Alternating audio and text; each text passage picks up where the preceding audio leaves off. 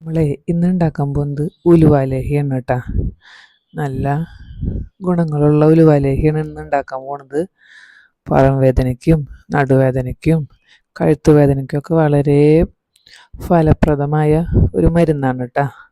അപ്പം അതിനുവേണ്ടി നമ്മൾ തലേദിവസം തന്നെ 1 കിലോ ഉലുവ വെള്ളത്തിലിട്ട് വെച്ചിരുന്നു. നമ്മൾ നല്ലതുപോലെ കഴുകി വൃത്തിയാക്കിയ ഉലുവ കുക്കറിൽ വേവിച്ചെടുക്കണായിട്ട് ചെയ്യണം കേട്ടോ.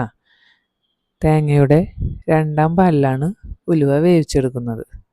നല്ലതുപോലെ വൃത്തിയാക്കിയിട്ട് നമ്മൾ തേങ്ങാപ്പാൽ ഒഴിച്ചിട്ട് അതിലേക്ക് ഉലുവ ഇട്ടിട്ട് ഒരു 3 അല്ലെങ്കിൽ 4 വിസിലടിച്ചെടുത്തിട്ടുണ്ടെങ്കിൽ ഉലുവ നല്ലതുപോലെ വെന്ത് കിട്ടും.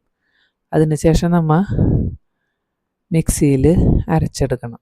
നല്ലതുപോലെ ഒരു പേസ്റ്റ് പരുവത്തിൽ അരച്ചെടുത്തിട്ട് നമുക്ക് പിന്നെ അത് ഉരുളിയിലേക്ക് മാറ്റാം.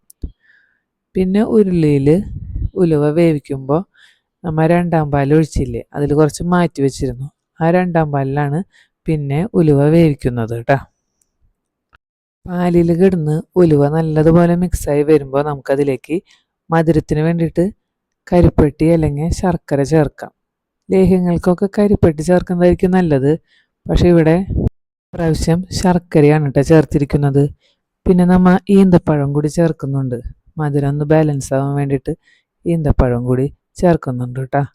പിന്നെ ഈ ശർക്കരയും ഉലുവയും കൂടി നല്ലതുപോലെ മിക്സാക്കി യോജിപ്പിച്ച് ഒരുമിച്ചാക്കി എടുക്കണം. നല്ലതുപോലെ വരട്ടിയെടുക്കണം. അതിനൊരു 2-3 മണിക്കൂറൊക്കെ പിടിക്കും.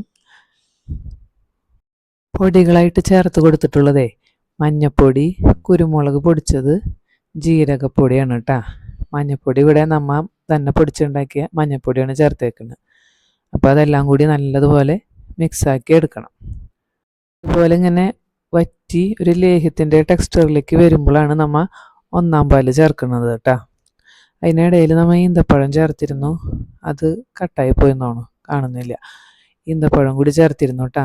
എന്നിട്ട് ഈ ഉലുവയും ഈ 1ാം പാലും കൂടി നല്ലതുപോലെ മിക്സാക്കി എടുക്കണം.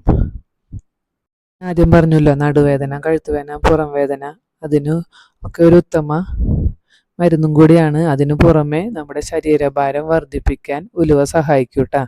ഇതിൽ ധാരാളം നാരുകൾ അടങ്ങിയിട്ടുണ്ട്. പ്രോട്ടീൻ, ഇരുമ്പ്, പൊട്ടാസ്യം തുടങ്ങിയ പോഷകങ്ങളും ഇതിലടങ്ങിയിട്ടുണ്ട്. ചർമ്മത്തിൻ്റെ തിളക്കത്തിന് ഇത് സഹായിക്കും. അതുപോലെ തന്നെ മുടിയുടെ ആരോഗ്യത്തിന്, മുടി കൊഴിച്ചൽ തടയാനൊക്കെ വളരെയധികം സഹായിക്കുന്നു. രക്തത്തിലെ പഞ്ചസാരയുടെ അളവ് നിയന്ത്രിക്കാൻ ഉലുവയ്ക്ക് സഹായിക്കും. അപ്പോൾ എന്നും ഈ ഉലുവ ലേഹ്യം വൈകിട്ടും കാലത്തും ഓരോ ടീസ്പൂൺ കഴിക്കണമെങ്കിൽ വളരെ നല്ലതാണ് കേട്ടോ ശരീരത്തിന്.